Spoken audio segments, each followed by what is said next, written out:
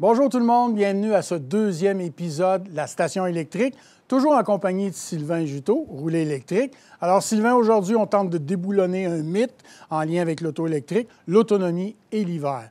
Par la suite, on se transporte au garage où on va rencontrer un mordu propriétaire d'une Chevrolet Bolt. Et finalement, dans le segment branché, on parle avec un spécialiste d'un phénomène, d'un concept émergent, du moins du volet électrique, c'est-à-dire l'autopartage. Alors, soyez avec nous dans la course au GES dans 3, 2, 1, 0.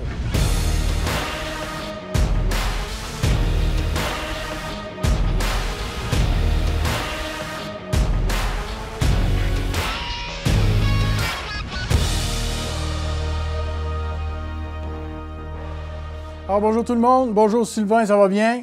Oui, super bien. Super. Alors, on va tenter de déboulonner ensemble le mythe par rapport à l'autonomie. Et est-ce qu'un véhicule électrique s'est adapté pour l'hiver? Ça te dit quoi, ça? C'est quelque chose que tu entends? Énormément. L'autonomie en hiver, à cause que, bon, les gens disent qu'on a un climat très froid au Québec. Oui, c'est une question qui revient souvent. Puis je te le dis tout de suite, c'est pas un problème. OK. Alors, on va aller rencontrer un gars de garage, un vrai gars de garage, dans son garage. On va voir ce qu'il en pense de ça, lui. Oui, là, j'ai passé ma vie d'un moteur, OK? J'en ai mangé plus qu'un char, OK?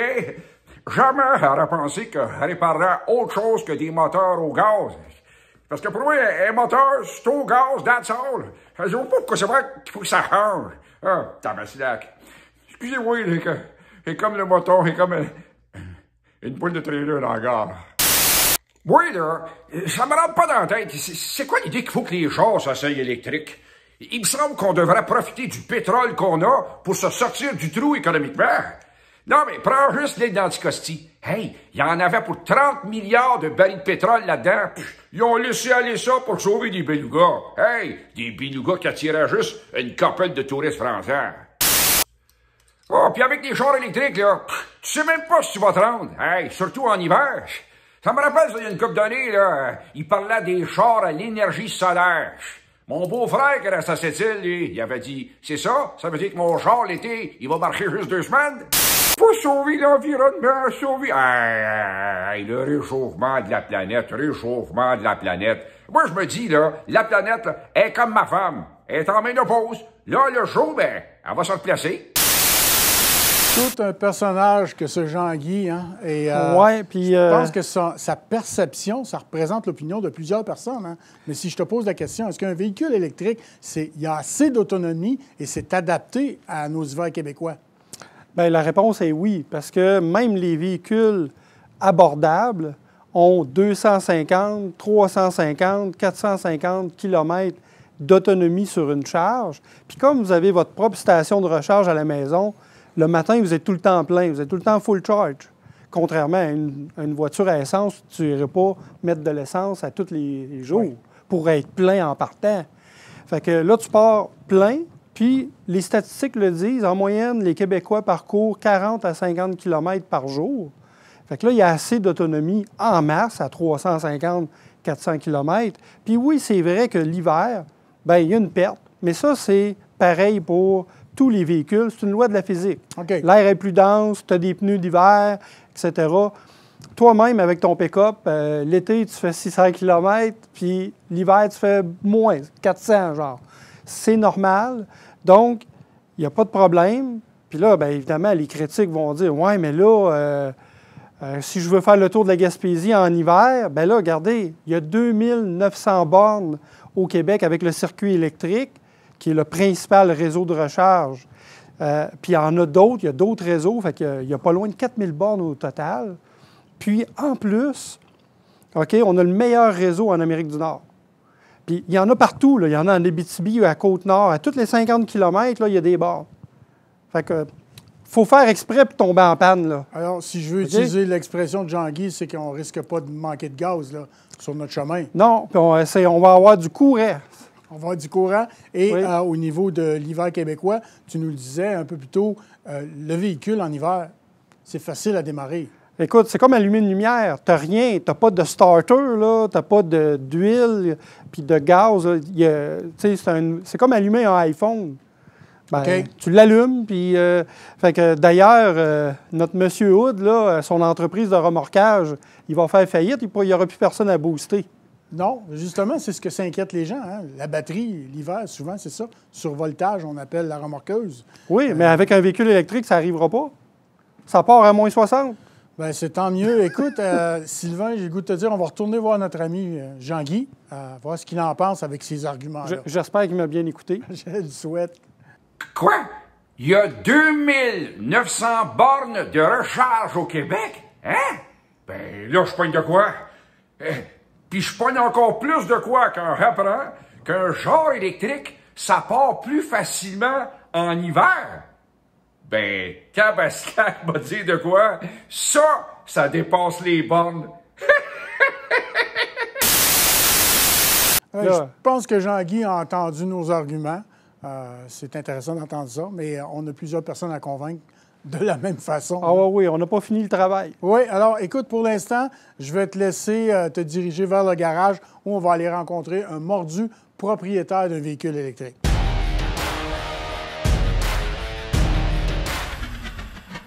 On est maintenant au garage à la station roulée électrique. J'ai avec moi Sylvain Giroux. Bonjour Sylvain. Bonjour. Hey, deux Sylvain, hein? Ah, Donc, Sylvain est fier propriétaire d'une Bolt première édition 2017. Donc, une voiture d'occasion que tu as achetée, ça fait 3 semaines, hein? C'est bien ça? Environ 3 semaines. Puis, peux-tu nous décrire un peu le véhicule, le kilométrage? Ben, c'est une 2017, donc c'est la première année que Bolt a fabriqué, que Chevrolet a fabriqué cette voiture-là. Je l'ai acheté avec 53 000 km. Hey, c'est comme neuf, là. Oui, c'est comme neuf, puis c'est vraiment comme neuf. Vraiment, comme je vous disais, ça fait 3 semaines et je l'adore, vraiment. Là, c'est comme... j'ai jamais eu une auto aussi luxueuse, à mon avis. Puis toi, tu demeures dans la région de Montréal? Oui, je demeure à Laval. Mais tu l'as acheté ici, à Je Trois-Rivières? l'ai acheté ici parce qu'évidemment, j'ai magasiné. Depuis quelques mois déjà, que j'ai passé ça sur un coup de tête, ça fait quelques mois que je fais des comparatifs. Mon choix est très réfléchi. Je l'ai acheté à Trois-Rivières à prime abord pour le prix. C'est ça qui m'a attiré en premier. Combien tu as payé? Environ 23 000, 24 000 environ. OK. Hey, Jean-Guy Hood, là, oui. 24 000 là. OK? Oui. Oui. Monsieur, toi qui dis que les véhicules électriques sont chers, ben écoute, il commence à avoir des véhicules électriques d'occasion. Donc, il y a vraiment beaucoup de choix. Oui. Puis, Garage Marc-Julien, c'est vraiment intéressant parce qu'il est spécialisé là-dedans. Oui. Quand vous me dites pourquoi à Trois-Rivières, bon, qu'est-ce qui est arrivé dans ça? C'est que, dans mes recherches, il y a plusieurs paramètres importants. Il y en a un, c'était le long terme. C'est-à-dire que ce que j'ai aimé de Marc, c'est pas un concessionnaire immense, gros et tout ça. Sauf que ce qui m'a beaucoup attiré, c'est l'idée de pouvoir avoir des pièces de rechange. Parce qu'il est spécialisé dans l'auto électrique. Donc ça, pour moi, c'est important. Puis un service rapproché, ça aussi, c'était super important parce qu'il est très disponible. Hyper personnalisé, hein? Hyper personnalisé. Alors, c'est disponible. Alors, ça, c'était les points forts qui m'ont incité à aller avec Marc. Sylvain, avant, tu étais propriétaire d'un autre véhicule électrique. Oui, j'avais une Smart Fall 2 Electric Drive. C'est ça, le petit véhicule. Le petit. Pourquoi... c'était mon approche dans l'électrique. Tu sais. Et puis, j'ai rien à dire contre la Smart aussi. J'avais adapté un petit système de chauffage autonome là, parce que la Smart avait environ 100 km d'autonomie. Donc, l'hiver, c'était peut-être 100, chauffage autonome, peut-être 60 km. Donc, ça, c'était ce qui m'a incité à changer de voiture. Puis, il y avait aussi la paire de chargement. Tu allais faire ton épicerie dans une Smart, il n'y avait pas grand place. Oh oui, c'était un 2 places, tandis que là... Puis ça, c'est un des éléments qui fait que la Bolt, je pourrais en parler beaucoup, là, mais la Bolt, c'est logeable. La valise, elle est immense. Ça paraît pas, la Bolt, là, mais c'est un grand 5 places. Oui. C'est un véhicule que tu as une assise haute. Oui. C'est considéré comme un VUS. Oui. On met un Honda CR-V à côté, là, puis ça Oui. sont quasiment pareils. Oui, oui. Fait que ça paraît pas, là, mais c'est un véhicule Oui. très Oui, puis polyvalent. je peux vous faire part de mes réflexions. Pourquoi une Bolt? Et je vais les résumer rapidement. Je considère que c'est la voiture du peuple en Amérique du Nord. Là. Tu sais, c'est comme la Volkswagen du peuple. Il y en a beaucoup. Donc, dans quelques années, il va y avoir des pièces disponibles aussi. S'ils font des batteries plus performantes, c'est certain qu'ils vont penser à la Bolt. Alors, tu sais, ma réflexion est à long terme. Il y a la plupart de la carrosserie est en aluminium. Alors, les portes, les durabilité. roues, tout ça, la durabilité. Puis là, bon, la performance, elle est connue. Hein? C'est tous des moteurs très performants. Mais puis, ça m'intéresse plus ou moins. Là, c'est un véhicule. C'est quand même là. La Bolt, bon, on a déjà 4 ans d'historique avec la Bolt. Oui. Chez Rouler électrique, on en a une aussi. Puis, écoute, c'est fiable. Ben, c'est Écoute, ça. la seule réparation que j'ai eue sur la mienne en 4 ans, c'est le moteur de essuie-glace arrière. C'est tout. C'est ça. Écoute, c'est puis- encourageant. Ah non, écoute, c'est... Moi, je suis vendu à l'auto électrique et j'espère que ça va faire son chemin. Il y a beaucoup d'avantages. Il n'y a pas... le froid, là... il y a une télécommande sur cette voiture-là. Tu fais partir la voiture de la maison, tu arrives, elle est chaude, les sièges sont chauds. Je sais bien que les voitures à essence sont ça aussi, mais il y a l'avantage de dire elle va partir. Tu sais, même s'il fait moins 25, elle va partir. Il y a pas... Alors, c'est ça. Moi, je suis encore dans la découverte de l'auto. D'ailleurs, il y a un Québécois qui a une Bolt 2017. Il est OK. rendu à 350 000 Ouais. km.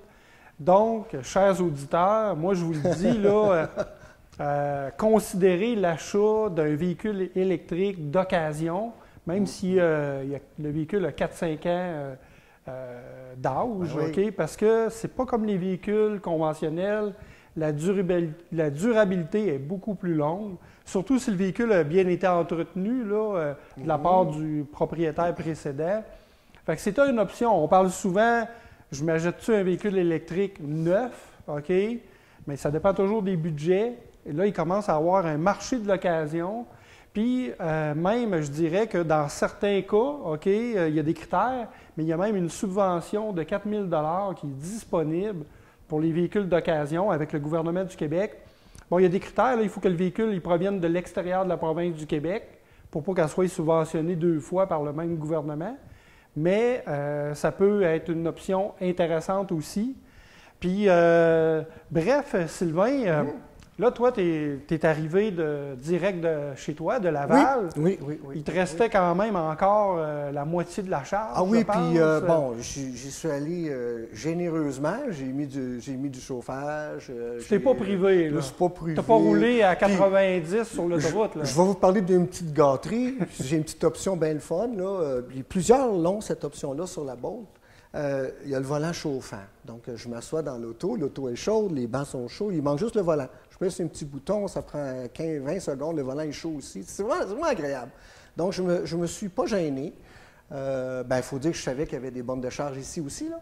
Mais non, c'est sûr que l'hiver, bon, tout le monde le dit, et c'est vrai, là. L'hiver, il y a un petit peu moins d'autonomie. Oui, mais un véhicule à essence aussi, il y a moins d'autonomie l'hiver.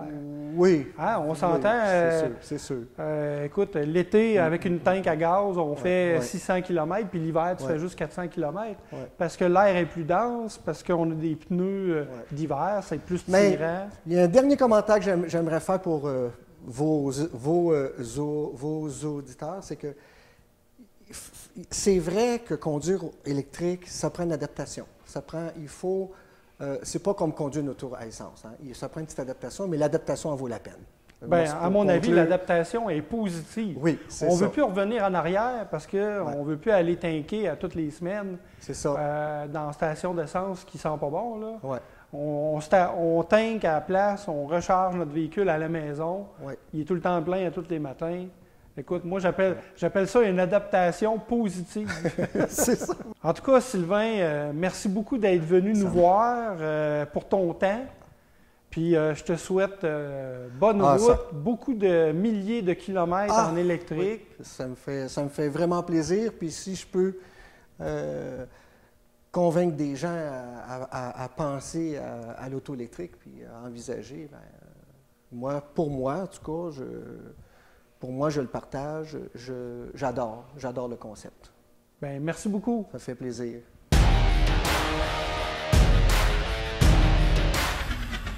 Alors, on est de retour à la station électrique pour notre segment branché et toujours dans les innovations et le développement, Sylvain. Et aujourd'hui, on a notre invité. Mathieu Lamarche. Mathieu Lamarche de l'entreprise GoClico. Alors, bonjour Mathieu, comment vas-tu? Très bien, merci vous. Oui, ça va très bien. Bonjour Mathieu. Pour commencer, présente-nous ton entreprise GoClico. Comment c'est venu, comment vous avez parti ça. Puis aussi, peut-être nous résumer pour les néophytes, c'est quoi l'autopartage électrique? Ouais. Oui, bien sûr. En fait, l'autopartage électrique, c'est le partage de voitures entre une petite communauté ou une grande, éventuellement. Le partage de voitures, c'est vraiment différent de la location. La location, on le prend tant qu'on veut et on paye à l'utilisation. Tandis que l'autopartage, c'est comme partager une voiture entre amis. Donc, si on la loue, on va dire de midi à 2, il faut absolument la rapporter à 2. C'est important de respecter l'heure qu'on la prend. Fait que l'autopartage permet de partager une voiture en groupe pour économiser des sous, entre autres. Nous, nos locataires utilisent leur voiture de 3 à 4 heures par semaine. Donc, prendre l'autopartage, c'est vraiment très économique pour eux. La genèse de GoClico, en fait, mon entreprise principale, c'est Groupe GDI. On construit, on gère et on développe des immeubles à multilogement. Et en 2017, on voulait avoir de l'autopartage. Et malheureusement, ni Communauto ni Car2Go n'étaient intéressés. Donc, on a démarré l'entreprise de zéro. On a parti cette compagnie-là à l'interne. Donc, plus tard, d'autres personnes se sont intéressées à prendre notre solution. Donc, on l'offre maintenant au public, c'est-à-dire à d'autres développeurs immobiliers et à d'autres gens comme Roule Électrique. Ah, donc, si je comprends bien, Mathieu, la formation de l'entreprise GoClico, c'est venu d'un besoin que vous avez identifié par rapport à la construction de multilogements, etc. Oui, c'est ça. Dans nos logements, on a environ 60 de personnes retraitées, pré-retraitées. Donc, ces gens-là, c'est la clientèle idéale. Utilisent moins leur voiture, des fois 3, 4, 5 heures semaine. Donc, on voyait vraiment un besoin. Donc, on a lancé ça en 2017. C'est bien, c'est bien. Oui, parce que ça coûte cher une voiture là, que tu t'achètes, puis que les assurances, les plaques, pour l'utiliser 3 heures par semaine. Tandis qu'avec un service comme GoClico, bien, si tu l'utilises 3 heures par semaine, bien, ça te coûte 60$, puis c'est fini, tu n'as rien d'autre à payer. Puis en plus, tu n'as même pas à payer le carburant dans le cas du service de GoClico, parce que c'est électrique, puis la voiture est toujours rechargée. C'est une Chevrolet Bolt là, qui utilise principalement. Donc, 300-400 km d'autonomie. Fait que c'est vraiment, vraiment abordable. Puis en plus, explique-nous comment ça fonctionne, l'application mobile, la carte, là, la carte clé, juste rapidement là, pour les gens. Là, c'est vraiment convivial. Oui, nous, on a voulu faire ça extrêmement simple, c'est-à-dire pas de frais d'inscription, pas de frais annuels, pas de frais de kilométrage. Donc, les gens paient, on va dire, ça dépend des communautés, mais la plupart de nos gens, c'est environ 16$ de l'heure. C'est kilométrage illimité. Puis, tout ce que les gens ont à faire, c'est s'inscrire. Il y a un processus qui se fait une seule fois, c'est-à-dire validation du permis de conduire, validation du dossier d'assurance. Et ensuite, ils prennent leur application sur leur téléphone intelligent, réservent la voiture pour 1, 2, 3 heures ou une journée. Puis, quand ils arrivent à la voiture, ils prennent la carte magnétique qu'on leur a envoyée par la poste ou remis en personne. Ils passent ça devant la voiture, dans le pare-brise, embarquent dans la voiture et ils font leur trajet. Au retour, ils reviennent, ils terminent leur réservation via le téléphone, rebranchent la voiture, c'est facturé sur la carte de crédit et c'est tout aussi simple que ça. Donc, encore convivial, convivial comme système, avec tous les avantages que comporte le partage d'une telle voiture. Alors, c'est vraiment intéressant. Merci beaucoup, Mathieu, de toutes ces informations-là. Et on vous souhaite, évidemment, on sent qu'il y aura du développement à ce niveau-là et de la croissance pour l'entreprise avec une telle innovation. Et on vous souhaite bonne chance pour la suite des choses. Merci beaucoup, Mathieu. Merci et merci pour l'invitation. Merci beaucoup. À la prochaine. Alors voilà, faites comme Mathieu, soyez de la course au GES et rejoignez-nous sur le circuit les 19, 20 et 21 mars prochains. Pour plus de détails, les rendez-vous-zéro.com. Merci et bonne fin de journée.